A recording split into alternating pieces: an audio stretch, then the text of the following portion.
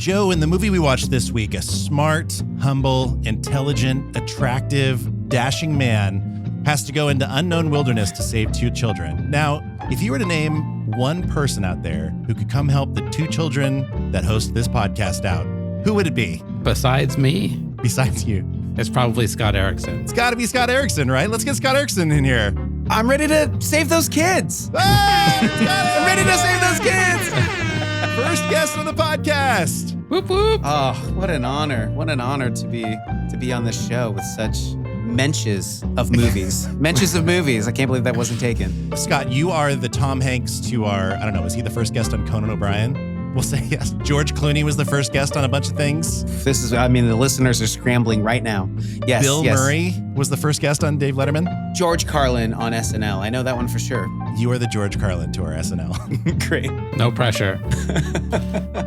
I got a whole bunch of shell shock jokes ready for you guys. Here we go. I prefer battle fatigue, so if we can lean into that. So this is a podcast about two friends from way back catching up. And Scott, you and I are also two best friends from way back. That's true. Oh man, we just need a latte and Queen Anne Hill to walk around and we're good. Absolutely. We'll substitute it with these beers and sitting on chairs. That perfectly describes getting older, by the way. All right, let's get to the show. Let's do it.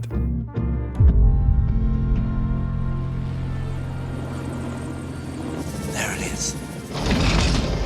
Welcome to Jurassic Park.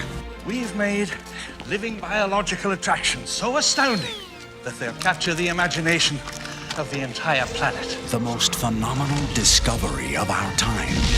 How'd you do this? Becomes the greatest adventure of all time. Can I touch it? Sure. A Steven Spielberg film. Fences are failing all over the park. Yeah, that's nice. Gotta go. An adventure. Look out! Down! I can't get Jurassic Park back online. 65 million years in the making. Jurassic Park.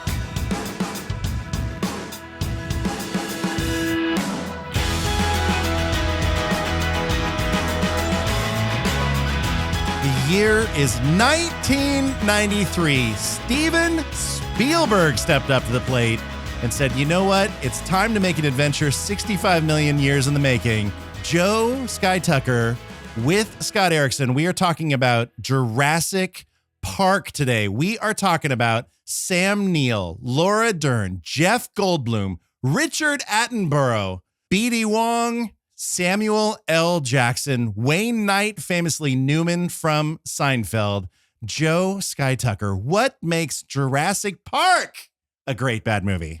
Oh, so many things. This movie is amazing. It is probably a near perfect disaster film, in my opinion. It combines everything that you love about Steven Spielberg movies, which is the perfect building up of everything on the soundstage. You have real dinosaurs. You have so many iconic moments within this movie. It builds perfectly to, I will say, one of the best action scenes you will ever find in any movie anywhere. I defy you to find a better scene than the T-Rex scene. I just want to put a pin in that because I've seen this movie so many times that it took me till the last 3 to notice some glaring continuity holes in that scene. So we'll get to those, but it's a really fun movie. It's dinosaurs. It's dinosaurs run as fast as you can. You have so many leaps in logic. There's no way that they know how velociraptors hunted 65 million years ago. Right. Yeah. And yet it is used to great effect to humiliate a small child early in the film. Sure. We've all been there.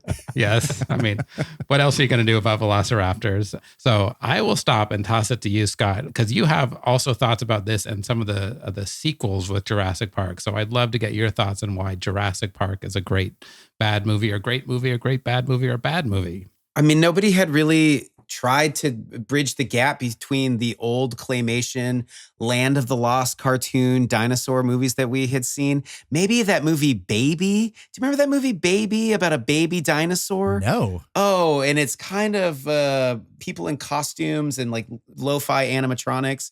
Nobody had really decided to make something that wasn't going to be claymation oriented.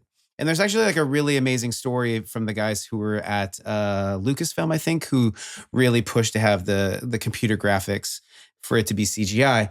So we had never seen dinosaurs in this capacity. I'm a big dinosaur fan. Like as a kid, I love dinosaurs. And I read Jurassic Park, the book. Like I was a high school nerd who took that like 800-page book and was like, this book is amazing. And so then I remember the experience being in the movie theater, like seeing when they turned Sam Neill's head and he takes off his glasses. So like I can't fiddle my glasses, turns Laura Dern's head. I remember like losing my breath, just like mouth agape in the movie theater. It was fantastic. And then it made $1 billion and they're like, let's do it again and let's keep going, even though I thought the point of the film was it's a bad idea to do this. And then they double down with another trilogy going, yeah, they didn't do it right, but we can do it right this time. Because Jurassic Park is in the history of the Jurassic World series. So you have the 3 Jurassic Parks and the 3 Jurassic Worlds, and then we have an upcoming Jurassic World Rebirth. Is that what it is? Yeah, side note. It's not a prequel. It's just kind of like, oh yeah, we should go back there again. Maybe we'll find something and won't die. Even though everybody died. What if it's just great? What if they've totally figured it out and the dinosaurs are just like, yeah, no, this is good. Let's just get some cereal and live together. I love this idea. Then we'll be back on this podcast talking about it. Absolutely. So there we go. Scarlett Johansson's the one who can take us there. I believe in her. She's like the main lead in that movie. And David Koepp, the guy who wrote Jurassic Park, after Michael Crichton had like taken a first stab at the screenplay, this is his idea. Rebirth is his idea. Oh, really? Yeah. I didn't know that. That gives me a lot of hope then. So there's something there. I heard him talking about Jurassic World, that trilogy, and he was kind of like, they kind of, I don't know, they did something I wasn't super interested in. And I had a different idea, but they didn't go with it. And that's, I think, what they're going with now. Yeah. I mean, so I think Jurassic Park was a great movie because all of us who kind of grew up with dinosaur books and dinosaur cartoons, Land of the Lost, Totally. and then as adults saw dinosaurs in a context we had never seen, which was fairly realistic CGI, computer graphics. And because what you were saying, Joe, about Steven Spielberg really pushing on the animatronics and trying to have as much of the T-Rex or the velociraptors being kind of puppets. It wasn't all just kind of digital pixels. It was actually like practical puppetry that made it really fantastic. Big puppets, like a huge T-Rex is taller than a car. It's unbelievable. Yeah. I mean, we had never seen it before. Mm-hmm. The only thing that we had seen before this with this kind of special effect was Terminator 2. And then before that, The Abyss. I mean, this was like the third thing where it was like, oh my gosh, how are they doing that? Mm-hmm. Mm-hmm. Okay, I have to ask you guys a very important question. And then I'm going to thank you for your time. I think we're going to end this early. I'm just kidding. Until this afternoon, I was dead set that this is a great, great movie. How dare I even call this a great, bad movie?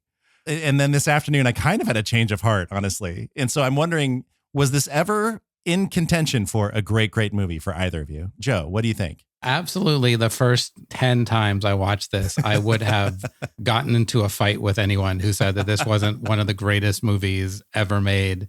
And I still hold it up. Like it's on the top 10 of my favorite movies I've ever seen. Yeah. Steven Spielberg does this amazing thing where you kind of know that the kids are never going to be hurt in this. You just know that because Steven Spielberg is never going to hurt a kid. Yeah. And yet that T-Rex scene and the velociraptor scene are riveting. Like I remember in the theater, the first time I saw it, I was shocked at how well it was done. Mm-hmm. But then the more I've watched it, the more there's like, you can see them setting up the shot and then it's like, and now we're acting, and then Jeff Goldblum does this weird John Wayne walk as he says, now that's a big pile of shit type of thing. Like, so there's these moments where it just feels really set up where you can kind of feel the crew just on the edges of it. And so to me, the last few times, I've seen it now like 3 or 4 times in the last year. Each time it's like, this is a great movie. I love every second of it. And also I can kind of feel some of the silliness of it and that it hasn't aged perfectly. But all of that said, it is still spectacular when it needs to be dinosaurs chasing you in a Jeep it's still the scariest thing in the world. And it's so awesome. So I definitely think it's a great bad movie. It's definitely one of our movies. And we talked about it before. Like you weren't quite there. Yeah. Even a couple months ago. Mm-hmm. I've also watched this on edibles, which really helped me see the great badness of this. That's just a different way to like see things, a different perspective. Bring Yeah, in a I lens. totally experienced it. And What drugs were you on when you watched it, Scott? Probably Diet Coke. Aspartame. I get what you're saying about it doesn't hold up. But I feel like that's always with movies from the past because they're part of kind of like a certain kind of way that society or culture or art making was happening. So like, I wonder if we brought it into, I mean, I know that we're going to get into this later. If we brought it into making it now, what kinds of lessons we've learned in filmmaking or what we're looking for in filmmaking would affect it. But yeah, there is some like campiness. There is some like kind of really obvious jokes. Jeff Goldblum's character, Ian Malcolm, is a sexy scientist, you know?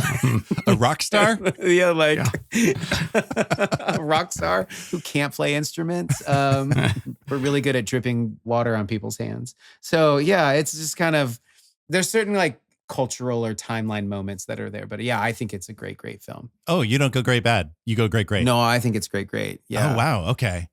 My whole childhood was obsessing over Steven Spielberg. I bet the reason I love movies is because of Steven Spielberg. Mm-hmm. And so I was kind of like, well, we can't talk about our first Steven Spielberg movie on this and have it be Jurassic Park and have it not be a great bad movie. But as I was watching it, I was kind of like, this movie doesn't hang together the way Jaws does, you know, and this was kind of largely like his next Jaws. And I realized, and this is the problem with Steven Spielberg movies, the only reason Jurassic Park isn't the greatest movie I've ever seen in my life is because I'm holding it against other Steven Spielberg movies. Totally. So I'm fine with calling this a great bad movie because, you know, some of the plot stuff is a little bit stitched together. You know, it's kind of like set piece after set piece. You can see them kind of like, we don't have to worry about this part. We'll skip ahead, you know, or whatever. And thematically, it's like a Disney movie and then it's like a horror movie. I'm not as accepting of all the tone shifts that it does. You know, it's like really sweet and then it's a monster movie. So I feel like it doesn't hang together as well as Jaws does. And Jaws in my mind is like a perfect movie, even though I grew up as a kid hating scary movies. Yet I watched Jaws so many times a year to try and, I guess, grapple with my fears. I guess I don't know why I watched it over and over again, but I was trying to figure out what this director was doing to make me feel this way. Yeah, I still have a hard time in the ocean. Well, and if we're putting it, I guess I was putting it in the genre of other dinosaur films. So then, if we're putting it in the lane of Steven Spielberg films, it's not his greatest one. No, it's not. Even though, is it the highest ranking one probably of all his films? Gosh, you got to go Raiders of the Lost Ark, Jaws, E.T. Maybe it's the highest grossing film of all of his movies. Oh, maybe that could be. The reason we have the term blockbuster is because of Jaws. It was the first blockbuster, and they called it that because there were lines around the block at every theater.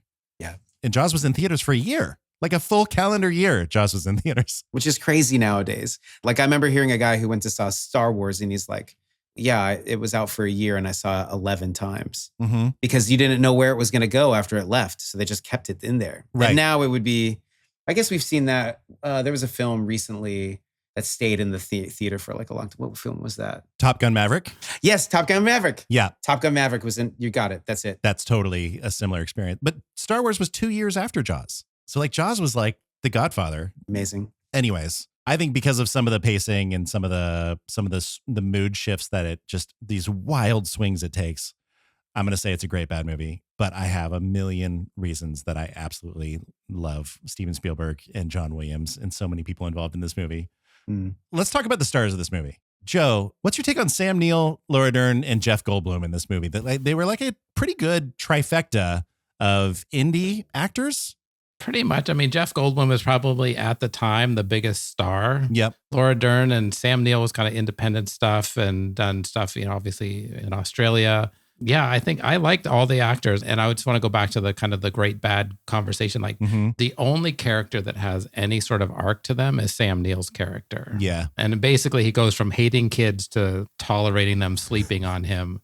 That's his character arc. You know, it's a classic disaster film trope. It's like, you know, they're just trying to get away from the creatures or the bad guys or whoever it is. And so that's what we're up against. And it really does reference lots of the old, claymation and stuff like that, especially like how he shoots at the shadow. There's a lot of like kind of noir shots within, Wayne Knight is a bad guy.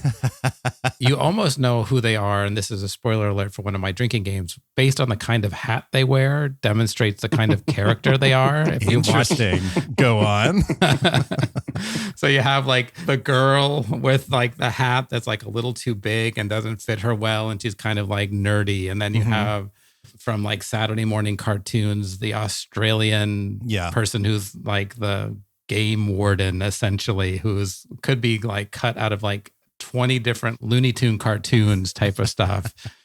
Sam Neill has his hat at the beginning. So there's these like character tells that they put into this movie, which are referencing these older movies that I grew up on.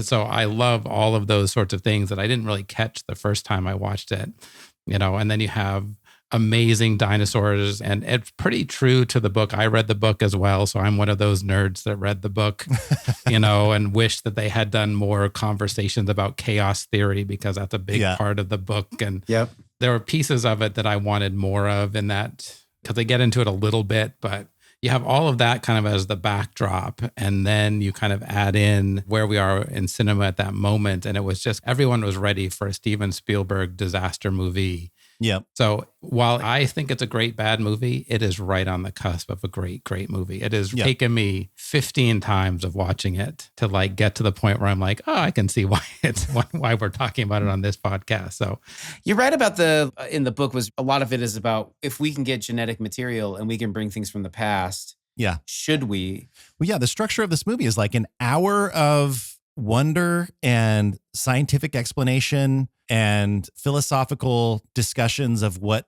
should we do if we have the power to do it with science.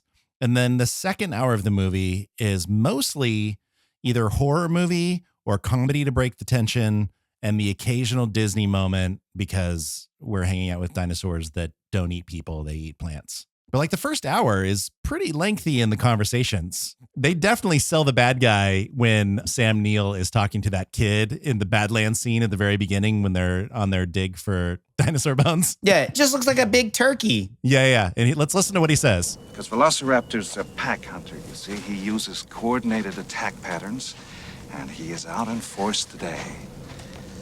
And he slashes at you with this. A 6-inch retractable claw, like a razor, on the middle toe. He doesn't bother to bite your jugular like a lion, say. No. He slashes at you here, or here. Well. Or maybe across the belly, spilling your intestines. The point is, you are alive when they start to eat you. So, try to show a little respect. Okay. I don't think I thought about dinosaurs in this way at all when I was growing up. And dinosaurs really were a thing when we were growing up, right? Yeah. Mm-hmm. Like, what is it about kids and dinosaurs? I could not get enough dinosaurs like in second grade. I mean, they're big monsters. They're just awesome. Yeah, they're huge lizards. I mean, maybe the elephant is the closest thing that we have that's like a giant, overwhelming thing that's like, and then that has been used as, the woolly mammoth or the olifants in Lord of the Rings. But yeah, like, I think anything massive. And so you were told that we had these giant lizards walking around that and they look like they're from another planet. I mean, the Stegosaurus, the Triceratops, they're just fascinating. I mean, if we had pets, maybe we'd be like, oh, boring old Brontosaurus. I don't know. I think it's the huge monster, the spectacle of it. This is kind of a monster movie, but at the same time, they never kill the monster. Like at the end of Jaws, they blow up Jaws. At the end of every monster movie, basically, except for maybe King Kong, they kill the monster. But in this one, and it's kind of a regular thing throughout, the dinosaurs always win. It's like trying to treat living creatures ethically. Like at the end of the film, they have a thing that goes up in the credits and it says, none of these fictional animals were harmed in this movie. Sure.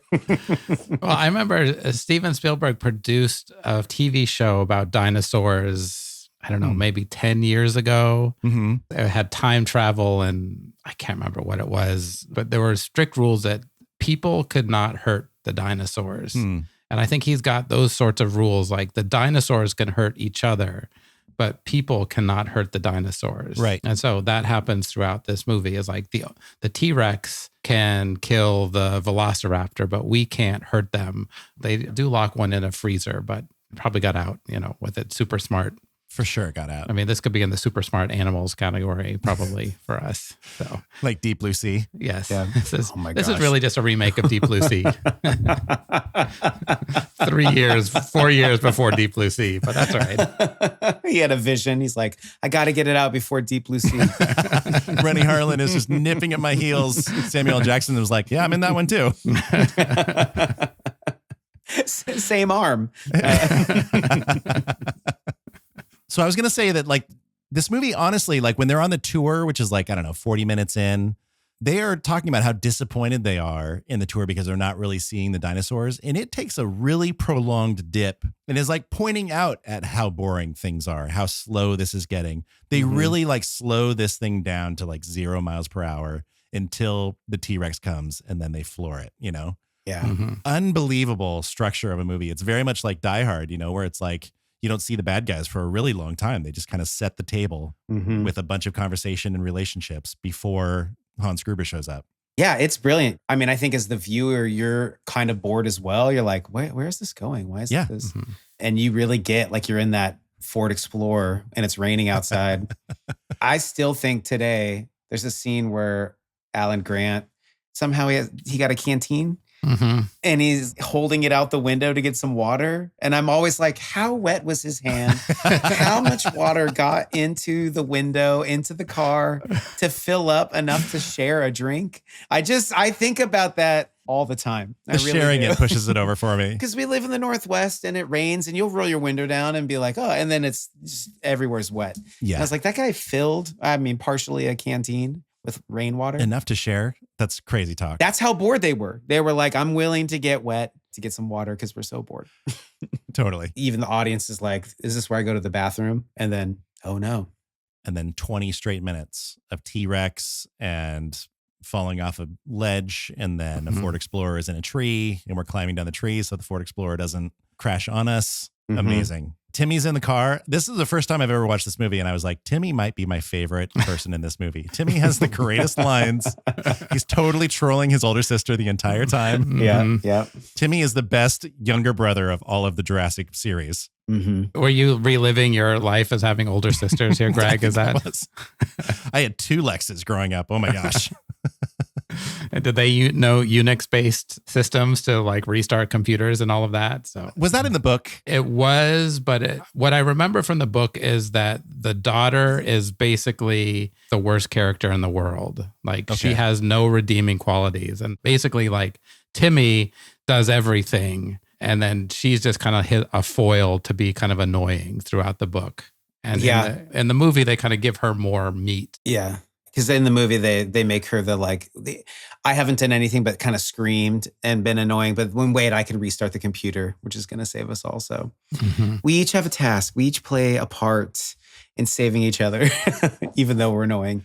But yeah. They all serve a function. What's Timmy's function is to kind of bring back the childhood wonder of the dinosaurs. Like everybody, and the connection is Alan Grant has it and him have it, but Alan Grant doesn't like kids. Tim's there to like pull that. You've loved dinosaurs since you were a kid. Pull that out of him to get him to stop being so adult about his career, which is to take petrified talons and slice bellies open of kids. Just have that in your back pocket. Just have that in your back pocket all the time. What if he did that all the time? And so then it started into that scene because instead of her going like, oh no, she's just like, this again. Like it's like she's so bored with it. It's always his go-to with every kid. It's like, she was basically like in David Lynch movies before this. That's how I knew who she was. And I was not grown up enough to watch David Lynch movies. This was the first movie I think I ever saw her in. So this was like her. She had always wanted to be in Steven Spielberg movies, but she was in all these indie films. Same with Sam Neill. A lot of Jeff Goldblum kind of sort of indie. I mean, he was in The Fly, which that's Cronenberg. he was in Earth Girls Are Easy. Sure. Yeah. He was all over the place, but ever since this movie came out, like every 3 years, we see Jeff Goldblum be Jeff Goldblum in a movie. He's kind of like Christopher Walken in that way. Mm-hmm. He's kind of the same person in every movie. And my thought is always like, oh, good, Jeff Goldblum's in this. But I don't think, oh, he's a character in this movie. I just think, oh, Jeff Goldblum's here. Yeah. Just like Christopher Walken. Are we ready to have the conversation about the T-Rex scene? I've been dying to talk about this. I think we are. Okay. So they pull up, they come to the T-Rex place twice. You assume that they've had to go around loop because they leave, they find the Triceratops, and then they come back. Mm-hmm. So they have the goat that comes up. Sure. Nothing happens. They leave, they come back. The goat is gone. Right. Then they go, where's the goat? Classic, hits the roof of the car, bloody leg. T-Rex is right there at level. And then you have that amazing scene where it breaks, trying to break into the car. And then for somehow where there is level ground where the goat is and the T-Rex comes through is now like 100-foot drop. Sure. And so now there's a cliff. Oh my gosh. You're so right. 10 times of watching this movie, never noticed that. And so that now completely bothers me. Yeah. That now they're like swinging the Ford Explorer is coming over the edge into the tree and then coming down Sure. What happened to the level ground and where was the goat supposed to be? There's like this total continuity error, and it's brilliant because when I watch it, I'm just like riveted every single time. Yeah. So, amazing. You'll never be able to watch this movie again and not notice that. And no, I'm sorry. you ruined it for me. You really did. That's really funny. But you're not paying attention. You're just like, it's so terrifying. Mm-hmm. Yeah. Because it was PG-13, right? Mm-hmm. Yeah. Jaws was PG. Yeah, it was before PG-13. Yeah. It's so terrifying to think of being in front of like a monster like that. And it's raining and it's muddy and you can't get out. And then we find the one weakness is Ian, freeze, or like that whole thing, like you can't see the movement. So that's the one way to get out of that scenario. But so I just don't think you're like thinking of geography at that moment. No, you're totally not. And that scene is so brilliant for that because when he runs back to the car, he's like, Jeff Goldblum asks, how are the kids doing? And it's like, oh, they're fine, whatever. He's like, yes. Are they scared? And it was like, I don't know, they should be fine. It was like, I didn't say I was scared. So they're like setting up that these kids are about to be terrified. And then you have the flashlight. I remember in the theater when the flashlight goes off and the T-Rex, and you learn that the T-Rex sees movement, and it's the most scary thing. It breaks through the glass, which I think was actually an outtake. It wasn't supposed to break through the glass. It was supposed to just hit the top of it, and it actually broke through. And so like their screams are real in that moment. Oh my gosh. When they're like holding the fiberglass panel up, like, oh yeah, wow. Oh, because that little bit between that mouth and them that's so terrifying. That must be like the strongest glass in history to stop a Tyrannosaurus Rex from being able to get down to those kids. I like too that they were with the lawyer, they were stuck at this, and he bails on He's them. like, I'm out. Yeah. And she's like, he left us. Right. Steven Spielberg must have been going through some litigation because there are so many unnecessary lawyer jokes in this movie. It's just, I mean, the shark in Jaws was named Bruce on the set, and it was named after his lawyer. Okay.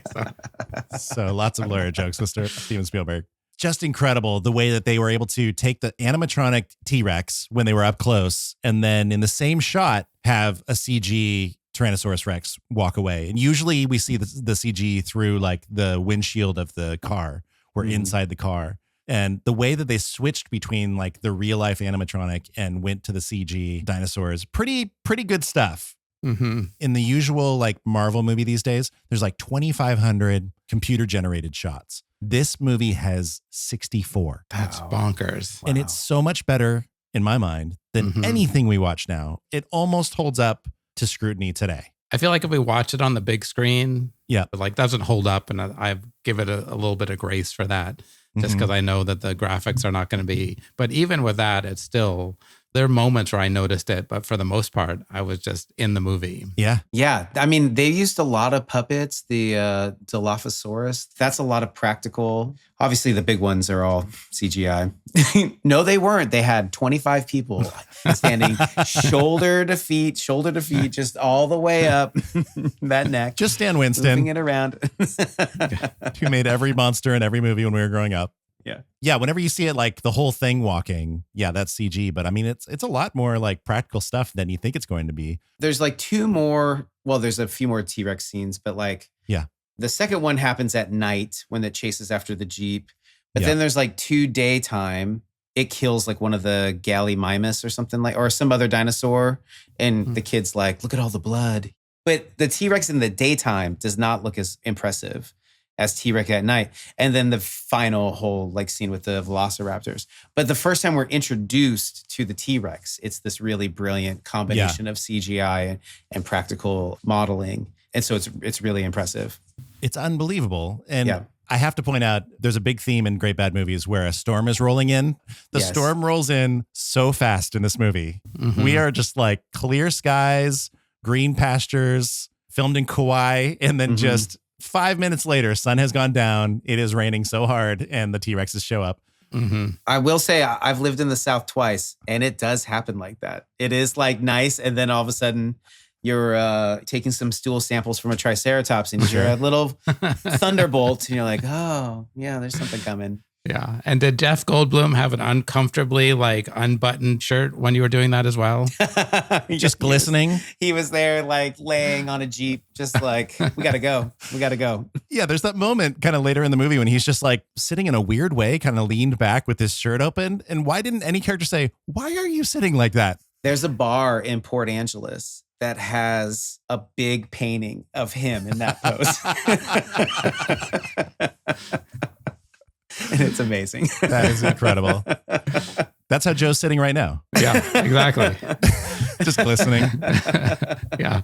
I mean, Jeff Goldblum's incredible in this movie. You were talking about how Lex was saying he left us because we weren't supposed to pick up on the subtext on our own. She's just going to say it to us. He does that as well in that one scene where after he's been attacked or he's sitting in the Jeep and the T-Rex is coming back, he's just talking to himself. And this is right after the intense 20 minutes of basically horror movie that's happened. I feel like he's the one that lets us know, at the hour 20 mark, hey, we can still have fun. We're going to be kind of like joking around a lot, using humor to kind of break the tension. It's not all going to be like that. Yeah. I appreciated that. Now that you say that scene is also so scary with nothing happening until it comes out, because we've all maybe been in a dark place all by ourselves. And you're like, it's so scary. And he's like wounded in the back of a Jeep. The hunter and the doctor leave, and he's just by himself. And then does he hear some footsteps? I can't quite remember, but he's just like, we should be going. We shouldn't be staying here. We should and that's kind of your inner monologue. If you've ever been in the woods by yourself, like, I don't think I should be here right now. I think I should be moving. I should get in my car. We should go. I was so struck that he was like clearly like lightening up the mood after pretty intense 20 minutes. So I recorded it. Here's Jeff Goldblum lightens it up. Anybody hear that? It's an impact tremor is what it is. Fairly alarmed here. Come on. We gotta get out of here. Now. And then they drive away and chases behind them. So great. I want to ask you guys a question. I want to play this clip to you, this conversation that happens in this movie. This movie is largely about should science do things. It's about Sam Neill being kind of a Luddite, not knowing how to like even use a seatbelt at one point. And it's just like change happens in the world, and should we go along with it or not? I want to play this for you and see if there's anything in today's world that it reminds you of. If I may, I'll tell you the problem with the scientific power that you're using here. It didn't require any discipline to attain it. You read what others had done, and you took the next step. You didn't earn the knowledge for yourselves, so you don't take any responsibility for it. You stood on the shoulders of geniuses to accomplish something as fast as you could, and before you even knew what you had, you patented it and packaged it and slapped it on a plastic lunchbox, and now you're selling it. You want to sell it. Well, I don't think you're giving us our due credit. Our scientists have done things which nobody's ever done before. Yeah, but your scientists were so preoccupied with whether or not they could, they didn't stop to think if they should. Joe, what does that remind you of in 2025? For fear of taking us too political, this reminds me of Elon Musk to a T. I feel like he's got an island where he hunts people for sport. And what did you think of, Scott? I mean, it sounds like it's talking about AI. That's what I thought too. We're creating this. He's like, you created this new technology, but you haven't earned the wisdom of it. You didn't have to suffer through what it takes to get to this. You just kind of stood on the back of others and then you put these things together. And so the rest of the movie is like, this is the consequences of earning the wisdom of what it takes to make this. Yeah. I mean, there are thoughtful people who have been working on this for decades and trying to be thoughtful about it, what the next steps should be. But then business started to take over. And this is where I remember in 2024, there were just all kinds of conversations of, well, the companies are just in a race to get their thing out now. And they're not thinking about the implications of what they're doing. They are Jurassic Parking all over the place. And luckily, 2025 has not really borne out to where, people last year were saying they thought it would go so quickly, but we still could be heading there. And speaking of Elon Musk, when he got a hold of all of our tax info at the Treasury, do you think they're combing through that without the use of AI to make decisions right now? They're totally using AI to make decisions. And then they're figuring out where, I'm sure we've all done this where you use AI and you're like, this is totally wrong. That is not at all what a real dinosaur looks like, or a shark doesn't have that many fins, or what on earth is this thing even talking about right now? Relying on that to make actual decisions is pretty rough. So I don't know. I feel like this is an allegory that worked in 1993 with science. Mm-hmm. And this is just a human truth that we can ride on the backs of giants like this without thinking, just because we could, we didn't stop to think if we should. Yeah. It's amazing that concept is so universal that it works as well on me this week as it did in 1993. I mean, thinking of this whole franchise, mm-hmm. they acknowledged that Jurassic Park happened in Jurassic World. But what's funny to me is that the same scientist who is the genetic engineer is there.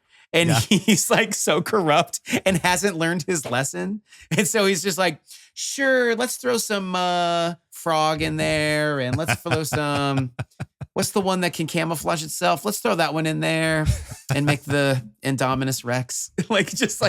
So the buffoon who's like, I kind of know what I'm doing, but I'm just throwing things in there. But that, hey, we're here to make money. Making money and getting power. Yeah. Keeping power. And keeping power. Now I need to go have a good cry afterwards. Thanks. Wow. Listener, the 3 hours just went by and Scott has finally stopped crying. Okay. Scott, let's peel back the curtain a little bit on this episode. I reached out to you and said, do you want to be the first guest on this show? And you said, yeah, let's do The Lost World. Let's do Jurassic Park Part 2. And we were like, absolutely, let's do it. That's got to be a great bad movie. And then I watched it, and it we have a minimum level of greatness. Like, you have to enjoy a movie. I don't think I've ever actually enjoyed The Lost World. But part of your take on it is it's so bad that it's good, or they were trying so hard and it just kind of failed. Give us your take on The Lost World, since that's the movie you wanted to watch for this episode. Well, okay. I mean, I get it that you watched it. Did you watch it all the way to the end? Because the end, it's almost like they reverse engineered. They totally did. Yeah. Which was, what is the thing we've always wanted to see? It's dinosaurs in our neighborhood. Yep. And specifically, it's dinosaurs in San Diego. So, and there's a scene in there where this kid is like trying to go to bed, and then he looks outside because he hears something, and there's a T-Rex just standing in his window looking at him. And he goes and like talks to his parents. He's like, there's a monster outside my room. And they're like, go to bed, honey.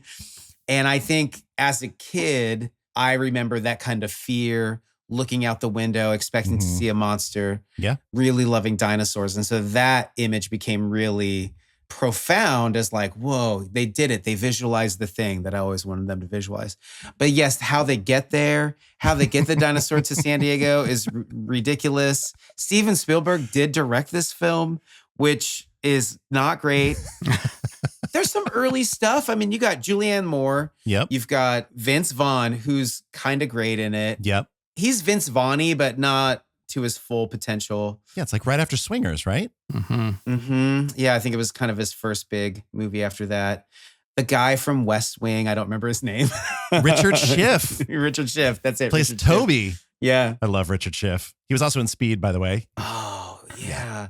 He dies awfully in that movie, ripped in two by two T-Rexes. Yeah, and then you got Jeff Goldblum kind of taking the lead from the former cast. So, and his daughter who can do gymnastics. And that movie is more about like, there was this horrible thing, but let's harvest all this stuff and then put it into a Disneyland type thing locally around everybody because we're going to be okay because we learned our lesson. And it's utterly ridiculous. But yes, I guess it's really laying into like the greed of we put so much money into this asset. We got to make it work. And then they go there and then all hell breaks loose. I mean, there's some really great scenes of trying to capture the T-Rex, chasing all the guys. And then they go into the field with the velociraptors and they're all they show the pack animals coming to them. There's some pretty great moments in that movie. Some really scary moments, but I made a show, this like kind of one-man show that I would tour. And I talked about that specific scene about the dinosaur being outside your window. And I had a drawing that was like, how did this movie get made? Here's the whiteboard at the production meeting, which was dinosaurs on an island, dinosaurs in Southern California. How do we get there? And that was kind of like them trying to plan out the movie.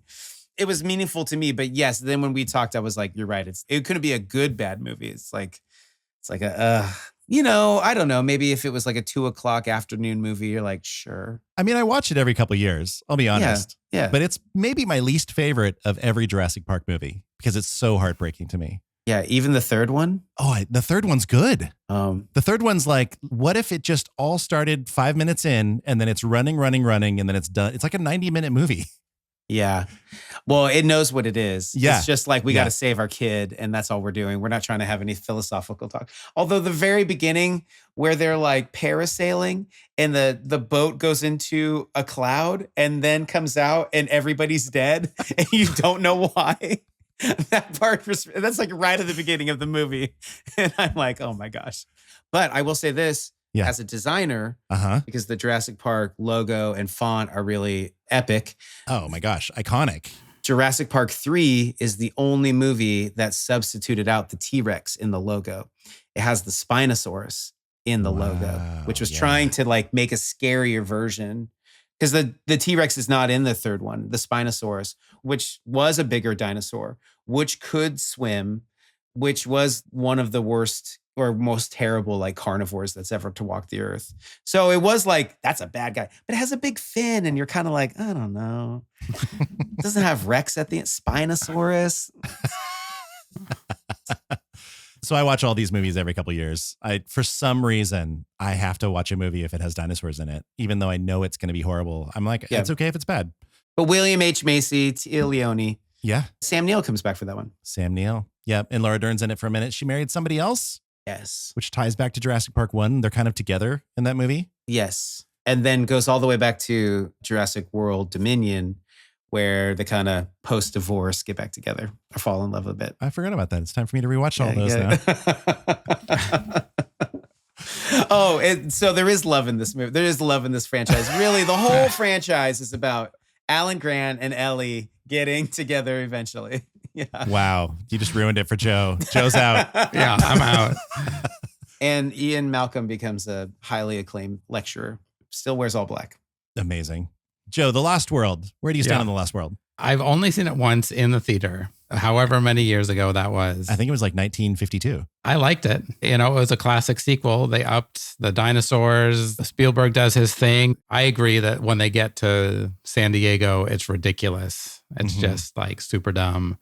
But that Velociraptor scene, I can still see in the field, them running.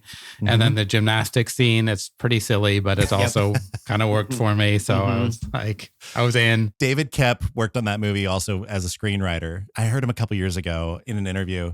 They were asking him about that. He said, The Lost World was a weird thing because while we were filming it, Steven Spielberg decided that he wanted the T-Rex to go to the mainland. So we had to re-engineer the whole movie. I don't think that's in the book. No. So while they were making it, they were figuring out how to make that happen. It was Steven Spielberg kind of coming up with it as they went.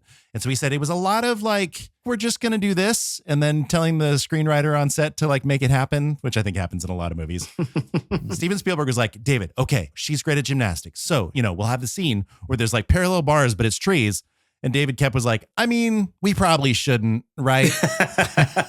Because, and Steven Spielberg just goes, okay, so when we do it, we're going to, and just completely moves forward. Like, it's going to happen. You can have your take, whatever, but we're totally doing this. That was just unchecked Steven Spielberg in 1996. I mean, even in the scene when they're climbing the tree, it's the most evenly spaced tree branches you've ever seen. We all wished we had that tree in our backyard. Yeah. And it falls, the car is falling perfectly down. But okay, so we're talking about Jurassic Park. They're climbing the tree. Tim has crashed in the car into the tree and Sam Neill is climbing up to get him. Mm-hmm. He gets to the car and Tim just looks at him and says, I threw up.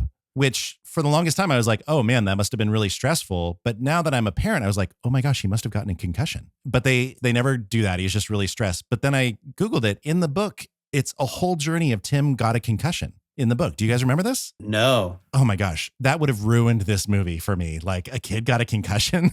I can't handle it anymore. That's too extreme. Steven Spielberg understood what was up. Mm-hmm. So anyways, he gets Tim out. Then the car starts to dislodge. They have to climb down the tree. Why didn't they just move to the side and let the car? Yep. It's like the classic thing. But anyways, they're going down and there's a shot where we're looking up. We see Sam Neill. He has a big branch right behind him and the car crashes into the branch. Mm-hmm. And this is all real. Like this is all happening on soundstage, but it's like a real car being held by a wire that's dropping down onto this thing. And that shot. Yeah. While it was done for real here, has been done with CGI since then. That has been like the classic CGI close call that we are obsessed with. It happened like from 2000 to 2009, 100 times in every movie. But in this movie, it happens for real. And there are so many times in this movie where there are like the blueprint for CGI close calls, but it's 1993, so Steven Spielberg is doing it for real. Mm-hmm. This movie is the blueprint for so many movies that came out, but they just were like, well, I don't know what to do with the computer. It's no big deal. Yeah. Like that exact shot is in Die Hard 4. Mm-hmm. That exact shot is in Next with Nicolas Cage, which is a movie that Joe and I are obsessed with. One of the greatest movies ever made. It's unbelievable. Have you seen that movie? I know the poster and I remember the trailer. Scott, what if you lived in the world where you could see 2 minutes in the future at all times? And you're Nicolas Cage. And you get the director, Lee Tamahori of Die Another Day, the worst James Bond movie, to direct it. It's also amazing. You have no chemistry at all with your co-star, but you're supposed to fall in love. Oh my gosh. I cannot overstate this. We will be getting to Next. In fact, you have to promise us that in the next 3 days, you're going to watch Next. Oh my gosh. I'll look up where I can watch it. Yeah. I will Venmo you $4 if you need. Thanks so much. Yeah, this pays $3.99, but it can only go towards the rental of Next. So he can see at all times 2 minutes ahead? Yes. Or just has flashes of it when necessary? So when you're chasing him, he knows exactly where to stand because he can see 2 minutes ahead and always avert like the cops chasing him. It's so hilarious and amazing. Man, 2 minutes is really specific. There's a lot that can happen in 2 minutes. Totally. A lot does happen. Okay. It's an adventure, 2 minutes in the making, all the way through the movie. Okay, at the beginning of this movie, lawyer slipping in his like suit with his Timberlands on, pretty good. Mm-hmm. But he gets to this place, he gets to Manos de Dios, the amber mine in the Dominican Republic, and we meet Rostagno, the guy who is like finding the mosquitoes in the amber. Miguel Sandoval. And watching it this time, I was like, hold up. Why don't we just stay with Miguel this whole time? Mm-hmm. This guy's unbelievable. His character's name is Rostagno, which is, by the way, what I'd like you guys to call me from now on. I think it's a pretty good name. Yeah, right. Obviously. That guy was in like Get Shorty. He was in Clear and Present Danger. Most recently, he was in The Diplomat on Netflix. I think a missed opportunity is a total spin-off of Rostagno. I think that guy understood what was up. I also remember that scene because then they show it in the video of like how they find the mosquitoes in the amber. Right. The whole technology is based on that. And It was just like a zigzag, like a dig dug video game. Like, and then they just come across this like small stone shaped object in the entire earth of the world. Sure. Like there was how those guys just look like they're zigzagging. Like, I hope this works. Like we'll find a mosquito in amber, as if there's so many of them. When they show like this is how it happened, and they show like a gallon of sap going down a tree and capturing a mosquito, it's like no tree in all of Earth's history, 65 billion years ago, is not excluded from this sentence, has ever had that much sap at one time. You're so right. What was the mosquito? Just like, oh, what? I was snapping. By the way, at the very beginning, when he holds up like the amber thing that they've mined and they show the mosquito in that, check out the music that plays as they show this mosquito. Is that what you guys hear every time you see a mosquito? Because I do. That felt very Raiders of the Lost Ark to me at that moment. Yeah. Got a choir for like that one part. Yeah, we'll get the mosquito choir. It'll be amazing. Yeah, it's kind of like the room where they put the staff of Ra. Totally. Might have been the same thing. Yeah, the map room, just a little different. So John Williams has done the music for almost every Steven Spielberg movie. I don't think he did Duel, like his first movie. Have you guys ever seen Duel? Steven Spielberg's first. It was like a TV movie. Mm-mm. It's basically Joyride. Did you ever see that movie Joyride, where there was the truck who was after Paul Walker? Mm-hmm. Yeah. It's basically a movie where there's a truck that is the shark from Jaws. Oh, okay. But it was a TV movie, but then they added a couple minutes to it and released it in theaters in Europe. And they were like, hold up, what's this? And it like did really well over there. People were like, what is this movie? His first theatrical movie was The Sugarland Express. And I think that was with John Williams. What's your take on John Williams? He's like the Beatles of soundtracks. Like so many hits. Yeah. So many melodies that have ingrained in our life. I mean, this movie, just how many times have you been like, da-na-na-na-na-na-na-na-na-na. So simple, but catchy as hell. Because I think you used to be a part of writing pop songs. Sure. I mean, I know maybe we just normalized pop songs as a jingle or it's epic and stuff like that. But then to take out words and you just simply have an orchestra, it's so magical to have like the Raiders stuck in your head or Star Wars or, all of these amazing soundtracks. Like it's, for me as a non-music maker, I'm just like, I have no idea what you're doing. I don't know how your brain works. I don't know how you think about this stuff. Yep. What kind of deals with the devil did you make? It's so impressive. He's the soundtrack to my childhood in a lot of ways. Yeah. He's the second person I think of when you think of Steven Spielberg. I think of John Williams. Yeah. Yeah. Because it's just like they are linked together to me in my mind. And so many perfect moments. I remember being in Costa Rica at like this place that just was like, I was waiting for a dinosaur to come out and I was whistling the Jurassic Park theme. And it was, but it was like, he's the Hans Zimmer before Hans Zimmer of movie soundtracks. You're saying he did all the movie soundtracks? So he did like the music for Poltergeist and War Horse. And I know he did Hook. I'm trying to think of like other Steven Spielberg. Schindler's List. Did he do the soundtrack for Schindler's List? He did. Yep, he got the Oscar for it. There might be a movie or two that he hasn't done because he was busy with either Harry Potter or the Star Wars movies, but I think it's all of them. He did all the Harry Potter movies? He did the first one and maybe the second one, and then they kind of followed in his footsteps after. Yeah, so he kind of created the jingle. Amazing. It's nuts. There's a great documentary on Disney Plus right now about him. Oh, I'll totally watch that. And it is like, get ready to have music like just bring you to tears. It's like, oh, this is what my childhood sounded like. This is unbelievable. But like there's so many themes in there where it's like Star Wars, the Superman theme, when you hear it, you're like, oh, I had Superman 2, that soundtrack growing up,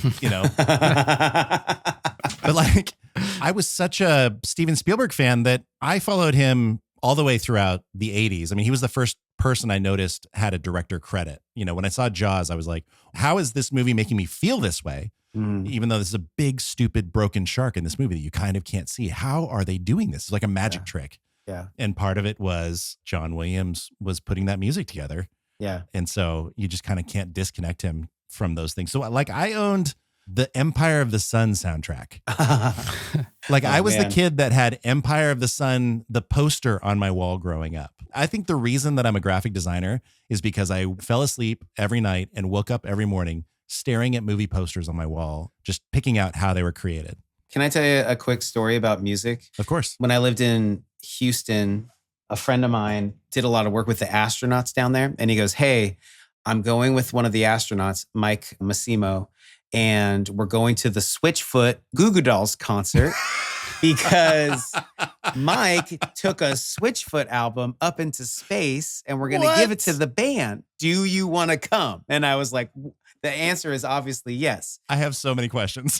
So we go to this concert and we go backstage. Sure. We're in this room and then Switchfoot comes in. Okay. The nicest dudes. Mm-hmm. And shake hands. And then so that he shows photos. I have like pictures of this, of their album, like in a window looking at the planet Earth. What album are we talking about? Beautiful Letdown was the album. That is incredible. And then he says this is the part. He goes, astronauts see sights that very few human beings have ever seen. Mm-hmm. And he's like, music is actually really important to us because we've seen such unbelievable things. Mm. And then when we come back to Earth, we're trying to remember those things. He's like, music is actually a way that really helps to remember how you felt when you were seeing those sights.